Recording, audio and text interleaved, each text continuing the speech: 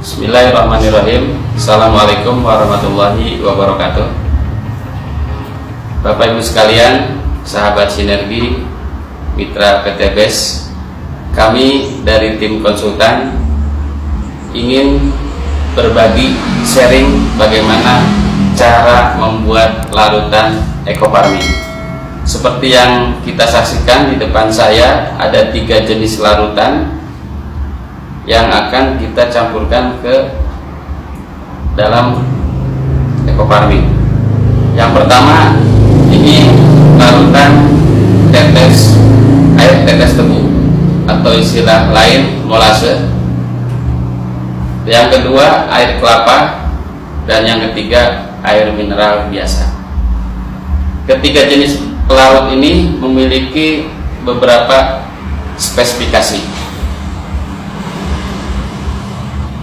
Air tetes tebu atau nama lain molase itu selain untuk menambah nutrisi dari mikrobiologi atau sebutnya bakteri positif yang ada dalam ekofarming, jadi Bapak Ibu sekalian tidak harus menambahkan molase, jadi cukup dengan. Dan yang berikutnya ini larutan kelapa.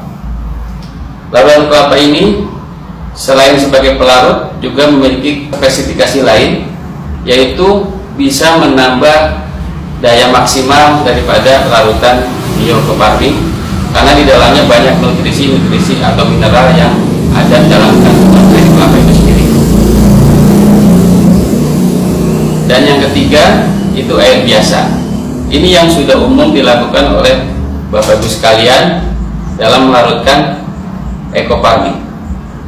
Namun di sini untuk air biasa tidak ada kelebihan lain sebatas hanya pelarut. Kita perhatikan ini sambil contoh. Untuk ekofarming yang akan kita larutkan, ini bentuknya, kita buka. Boleh berdiri nih. Nah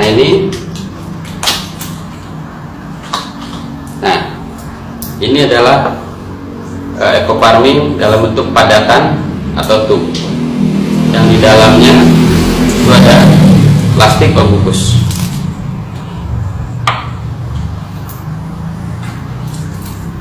Ternyata di dalam tub ini juga dalam kemasan ada buku petunjuk untuk penggunaannya, baik kebutuhan jenis tanaman maupun dosis standar yang ada dalam brosur ini. Kita buka lagi.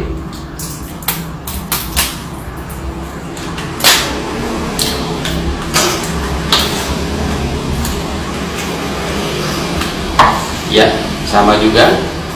Kita perhatikan ada pembungkus plastik dan lembab ya.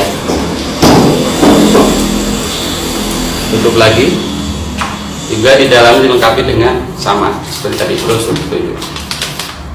Nah, nanti ini dalam proses penghitungan dosis ini sangat bermanfaat.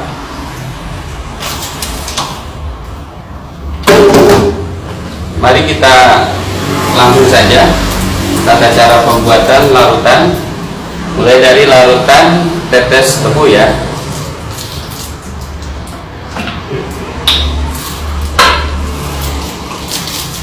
Kita buka plastiknya atau bisa diremas dulu di sini supaya lebih mudah dalam pelarutan dan tangan juga tidak kotor. Dan kenapa di dalam plastiknya? Ini satu alasan supaya tangan kita barangkali kalau yang masih belum disterilkan bisa menunjukkan kontaminasi. Ini maaf contohnya tidak pakai alat sarung tangan, tapi sengaja saya supaya lebih steril, jadi dirembukannya di dalam plastiknya saja. Kita masukkan.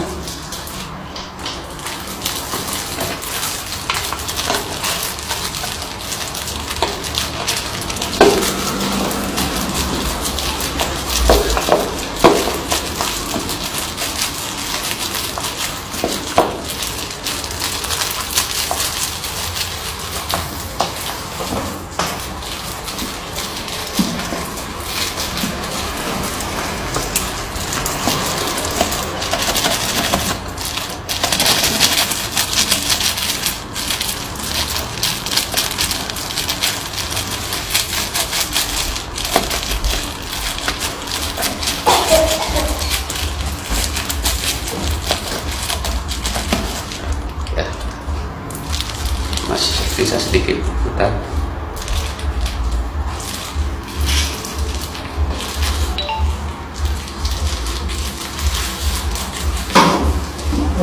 Ya, ini larut ekoparmin yang sudah dihancurkan dan dimasukkan ke wadah yang akan kita jadikan biang ekoparmin.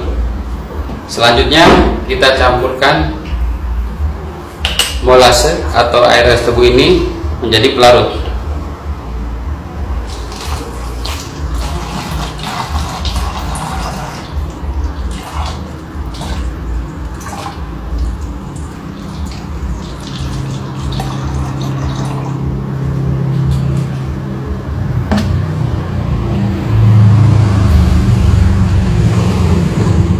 Perlu diketahui juga isi normalnya ini 600 ml, sementara saya asumsikan posisi di sini berarti sekitar setengah liter. Jadi kalau 2 hitung ditambahkan 1 liter.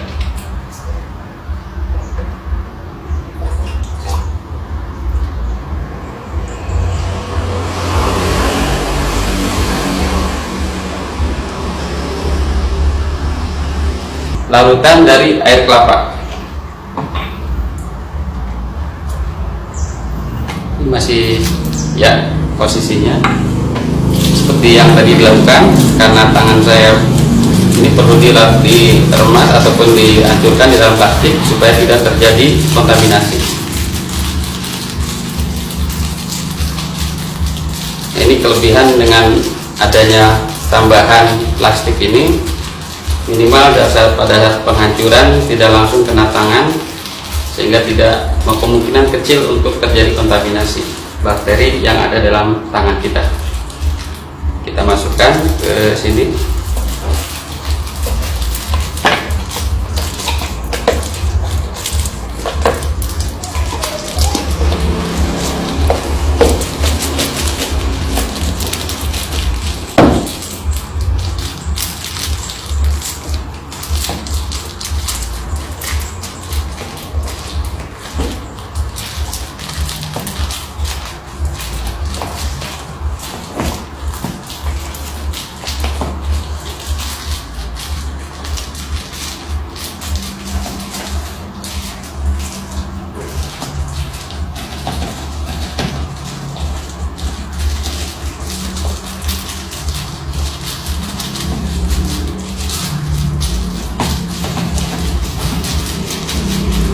Memang karena lengket jadi agak lumayan untuk memasukkannya,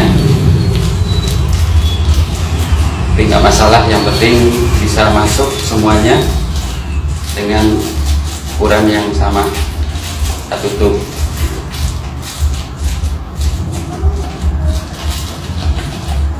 Oke, kurang lebih hampir habis.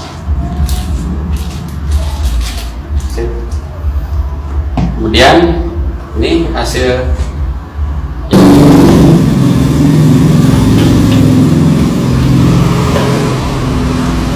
botol kedua.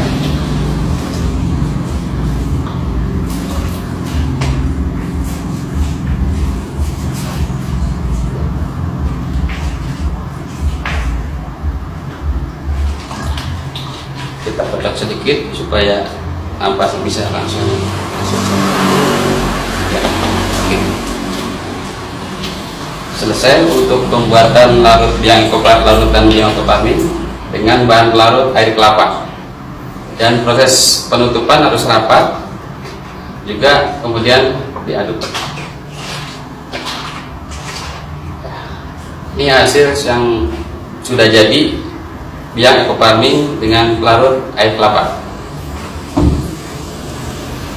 Kita lanjut berikutnya untuk larutan dengan air mineral atau air biasa.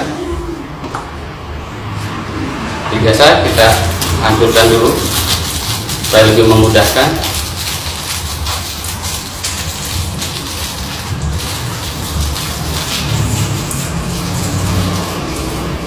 Kita buka botol untuk penyimpanannya.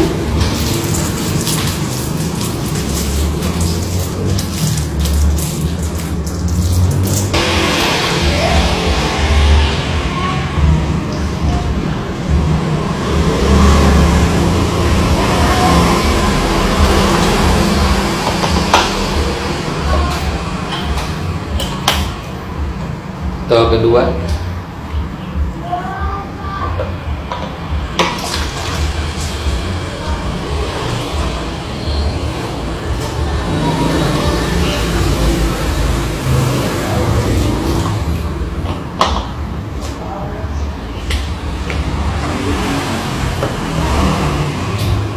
Ditutup rapat supaya memudahkan untuk pengadukan.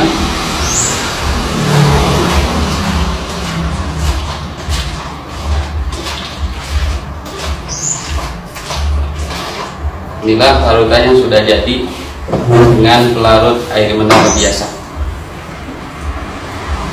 Kita taruh di belakang ininya supaya kelihatan perbedaannya, mungkin karena reaksi dengan beberapa pelarut yang berbeda.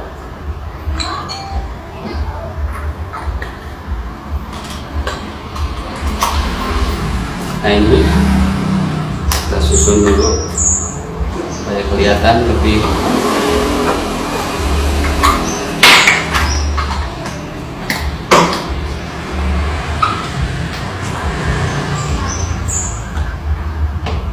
satu lagi.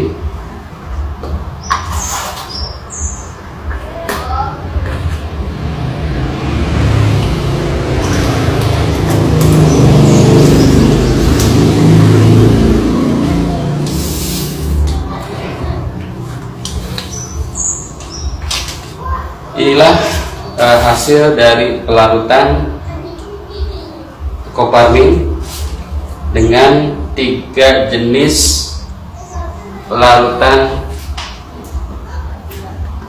yaitu air tetes tebu molase, ini dengan air kelapa, dan satu lagi dengan air mineral.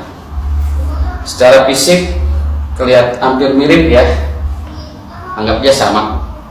Tapi yang membedakan nanti hasil dari pelarutan ini tentunya akan memiliki efek yang berbeda-beda. Yang pertama, ini jelas dengan molase kita tidak perlu lagi menambahkan molase untuk dalam waktu penyimpanan yang lebih lama. Yang kedua, ini juga sudah mengandung mineral, bahkan ya air kelapa juga di dalamnya ada glukosa. Jadi ini sudah tidak perlu lagi ditambahkan molase atau nutrisi mikroorganisme. Yang ini yang terakhir, ini mesti ditambahkan molase kalau disimpan lama. Terus untuk nanti pemakaian berikutnya setelah selesai membuat larutan, ini menjadi ukuran bahwa larutan ini nanti akan dibagi dalam bentuk dosis ataupun penghitungan konsentrasi dalam aplikasi penyemprotan. Nanti pada sesi berikutnya kita akan terangkan atau sampaikan materi tentang bagaimana cara menghitung dosis dan konsentrasi penyemprotan.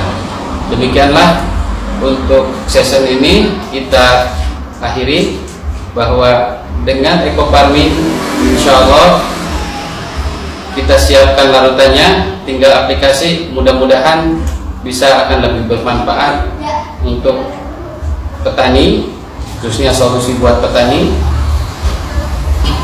Harapan kami dengan menggunakan farming ini dan cara pelarutan yang benar itu memberikan dampak yang lebih positif dan lebih kedepannya petani menjadikan solusi untuk pemupukan berimbang. Demikianlah beberapa yang bisa kami sajikan. Semoga bermanfaat. Salam sinergi, wa berkah, no riba. Assalamualaikum warahmatullahi wabarakatuh.